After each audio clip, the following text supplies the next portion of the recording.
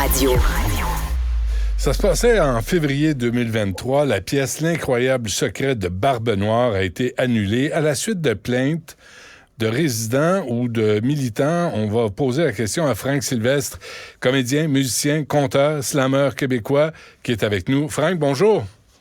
Bonjour Benoît. Bonjour, merci d'être avec nous, Franck. Et depuis février, là, à quel point vous l'avez eu difficile? Là? Comment a été votre vie là, entre-temps, entre février, le début des plaintes et aujourd'hui? Je suis passé partout, j'allais dire par toutes les couleurs.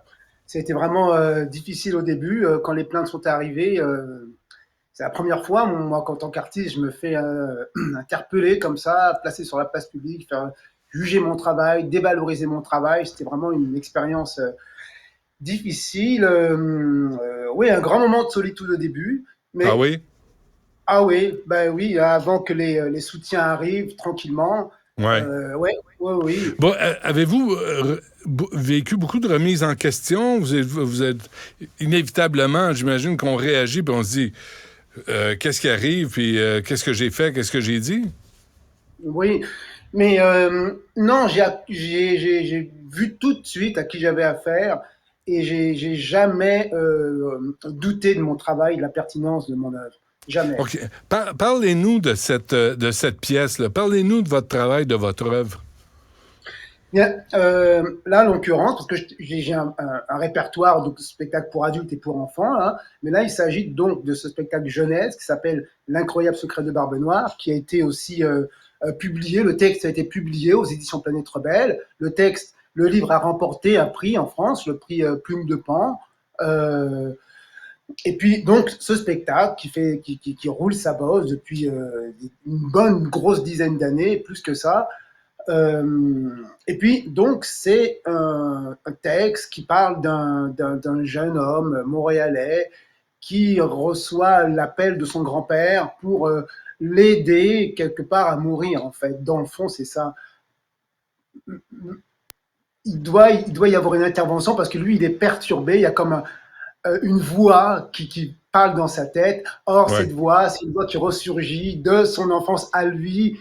Et il se trouve que cette voix-là, c'est la voix de Barbe Noire. Donc, on a tout un chemin comme ça qui nous mène de Montréal aux Antilles. Et des Antilles, on remonte le fil de l'histoire. Là, on rencontre Moctezuma, on rencontre Cortés.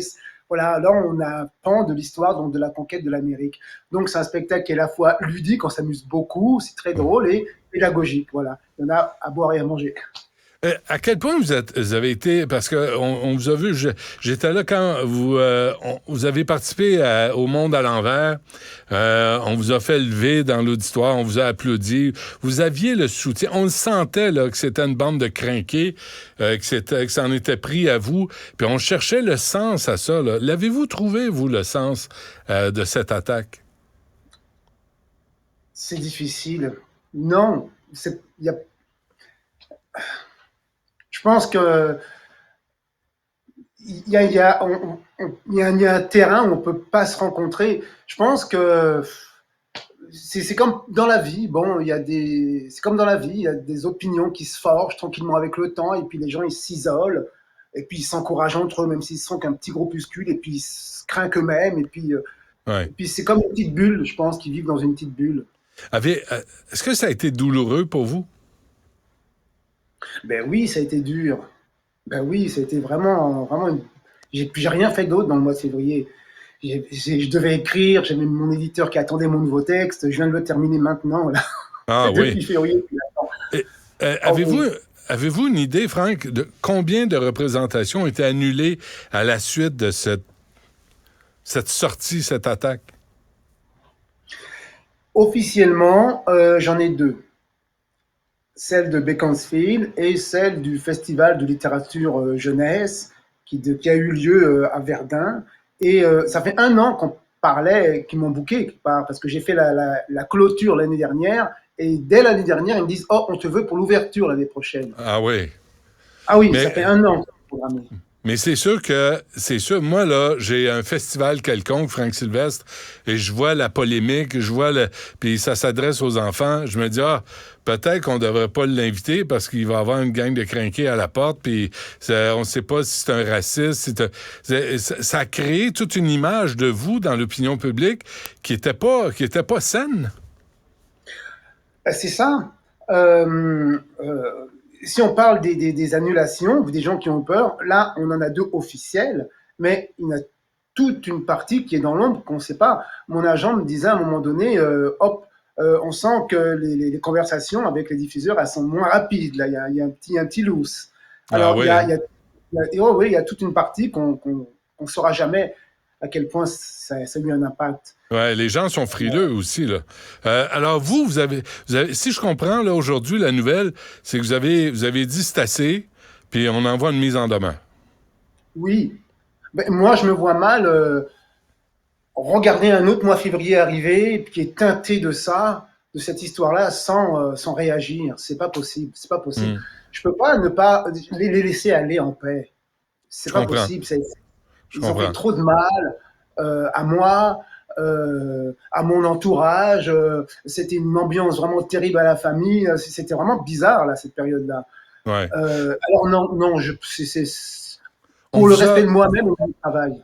Qu'est-ce que vous demandez? Ça s'adresse à Coalition Rouge. Je pense qu'il y a 55 membres là-dedans. Et c'est Alain Babineau qui est à la tête, qui voit du racisme systémique dans ses céréales le matin. Alors, qu'est-ce que vous lui demandez à Alain Babineau? Un, de se rétracter officiellement, de faire une publication sur le compte Twitter, c'est le même compte qu'il a utilisé pour me dénigrer. Donc, de faire une publication officielle, comme quand il reconnaît après réflexion que le spectacle n'est pas raciste, que je ne suis pas raciste, que le spectacle a toute sa place dans la société. Voilà, quelque chose qui résume un peu l'inverse de ce qu'il a dit. Sous 15 jours, et s'il ne bouge pas, ben, on ira de l'avant avec devant les tribunaux.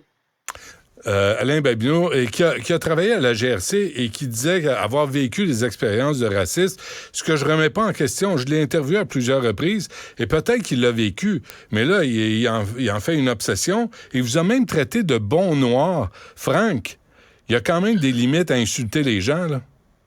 Mais oui, il y en a des limites. Si- Voilà, ben, il aurait dû vivre dans les années 60 avec Mais Malcolm. qu'est-ce que ça évoque pour vous, ça, le bon noir? Mais c'est une référence aux plantations d'esclaves. Tout simplement, le bon noir, c'est celui qui faisait tout pour devenir un nègre de maison. On appelait ça les nègres de maison, ceux qui n'étaient pas dans les champs, mais qui servaient le café le matin. C'était plus facile. Et donc, il fallait tout faire pour se faire aimer. Et il y avait ceux qui refusaient ça, ils préféraient travailler dans les champs. Hmm. Mais voilà, il a fallu, je suis un bon noir parce que ma marionnette porte d'après lui une mauvaise image des Noirs. Voilà, il n'a Ça pas le dépasse. sens, il a un sens de l'esthétique qui est très limité. Ouais, ça dépasse les bornes, là. Ouais, c'est ça. Les conséquences, Franck, pas dans le détail, là, mais sur votre vie, on en a parlé un peu, là, mais vos revenus, vous avez des comptes à payer chaque mois, vous. Votre santé physique, votre santé mentale, de cette controverse futile, inutile, gratuite, ça ressemble à quoi? C'est ça. Euh, pour l'instant, euh, j'ai pas encore les showcases arrivent. Et puis, je vais voir bientôt si l'année ressemble à celle d'avant la pandémie. Là, c'est en route là. OK, Alors, OK. c'est ça. Ça sera au mois d'avril que je vais constater s'il y a eu vraiment changement. Hmm. Euh, Mais se faire traiter de raciste, là, c'est ça, islamophobe. Là, c'est des insultes là, qu'on envoie à tout vent là, avec quelqu'un avec qui on n'est pas d'accord. Mais vous, comment vous l'avez reçu, cette insulte-là? mais je l'ai reçu comme il y a un côté, en deux parties quoi. D'un côté, oui, ça rentre comme une flèche. Puis de l'autre côté, j'essaie. C'est comme un enfant qui dit t'es la plus mauvaise maman du monde. Bon, Hmm. voilà. Il y a un peu de ça. Je comprends. Euh, Moi, je me demandais une chose, Franck. Qu'est-ce que qu'est-ce que Max a à dire de la situation? Max, c'est un peu ce qu'il a dit justement à l'émission à laquelle j'avais été invité, que lui, que lui, il se trouve beau. J'espère. Qu'il a de la gueule, qu'il a un caractère, qu'il fait sa job de surprendre les enfants, puis de les mystifier un petit peu, et puis les embarquer dans leur monde, dans son monde. Et puis, et qu'il n'est pas un blackface, parce que le blackface, c'était... Babineau, il s'arrête à l'image, et puis il refuse qu'on crée un sens nouveau à partir d'une image qui peut éventuellement faire référence à... Voilà, et puis que Max, lui, c'est le personnage le plus futé de l'histoire, c'est lui qui résout l'histoire, Ouais. lui qui apporte la solution. Alors, Ouais. c'est loin d'être... Mais l'humour lui échappe, là. L'humour lui échappe. Là. On dirait qu'il est dénué d'humour, cet homme-là. Oui, c'est ça. En tout cas, on n'a pas le droit d'avoir du recul, de faire de l'humour sur un homme noir, sur l'image d'un homme noir. Ça, il refuse ça. Il décide d'effacer toute l'histoire, le pan de l'histoire de l'art qui s'appelle la caricature. Ouais. Voilà, depuis l'Antiquité égyptienne, on fait des caricatures de toutes sortes de choses. Mais Babineau, il dit non, à partir d'aujourd'hui, ce pan de l'histoire de l'art n'existe plus. Fermez les musées de caricatures de noirs. C'est drôle parce que je me disais, Alain Babineau n'a pas porté plainte contre Justin Trudeau, qui, lui, je pense, sauf erreur, à 3 reprises, a fait du blackface. Là. On a des images de lui. Quand c'est le temps d'intervenir, parce que ça, c'est réel. Là. Ça, c'est du racisme latent, là, de se déguiser. Mais votre marionnette, Franck, Max... C'est juste de l'humour, c'est une blague, c'est une caricature. Je comprends pas qu'on soit offusqué. Parce qu'on en a des Blancs, il y en a de toutes sortes des marionnettes là, qui sont comme ça. Oui, c'est ça, on peut s'offusquer je veux dire, l'art de la caricature dire, on n'a qu'à aller sonner au bureau de Charlie Hebdo, ils savent c'est quoi ceux qui s'offusquent de caricature. Voilà. Tellement. Alors là, tellement. Mon cas, il est vraiment petit et on sait là où ça peut se rendre. Éventuellement. Alors, bon, moi, j'ai pas eu peur de ça, quoique c'était la première fois de ma vie que j'avais des gardes de sécurité à mon spectacle de Pointe-Claire. C'est vrai? Oui. Avez-vous reçu des menaces? Non, pas de menaces officielles. Pas de menaces officielles. Mais c'est fou. C'est sûr que quand je suis monté sur la scène à Pointe-Claire, c'était la période où aussi il y avait un homme, un fou qui était rentré dans une garderie. Il y avait un autre, vous avez avec l'autobus, il y avait un autre, il y avait pour dernier un policier qui rentrait chez lui. On est dans une ambiance à ce moment-là, et puis en plein cette semaine-là, il dit, mais il y en a un autre fou qui va venir, et puis c'est possible. Je suis rentré sur scène en me disant, écoutez, bon courage, Franck Sylvestre. Moi, j'espère que les gens vous appuient. Est-ce qu'on peut annoncer quelque chose pour, dans votre cas, qu'est-ce qui s'en vient? Là? Est-ce que vous avez des spectacles? Est-ce que vous avez des représentations? Oui, j'en ai plusieurs là pour les enfants, parce que je fais la tournée du CAM avec un autre spectacle qui s'appelle Voix de la jungle. Mais mon gros morceau, c'est mon spectacle qui me tient très à cœur. Il me tient tous à cœur, mais celui qui s'appelle À mon exil, c'est un spectacle musical de contes musicaux. Je suis accompagné de 2 musiciens, projection vidéo, danse, et je vais être au Petit Champlain le 4 février à Québec. Alors, c'est un rendez-vous. Reparlons-nous le 3 pour en faire la promotion, Franck Sylvestre, parce qu'on ne peut pas vous abandonner à une bande de crinqués comme ça, là, qui vous empêche de gagner votre vie, de divertir, de faire rire, de nous instruire, de nous apprendre une partie de l'histoire aussi. On peut pas laisser ça aller au Québec. Là. Moi, je suis pas d'accord. Et vous avez bien raison. Et merci de votre soutien. Merci. Bon courage. Franck Sylvestre, qu'on va retrouver au Petit Champlain en début février 2024, mais j'espère ailleurs avant. Franck, lâchez pas. Merci à vous. Salut.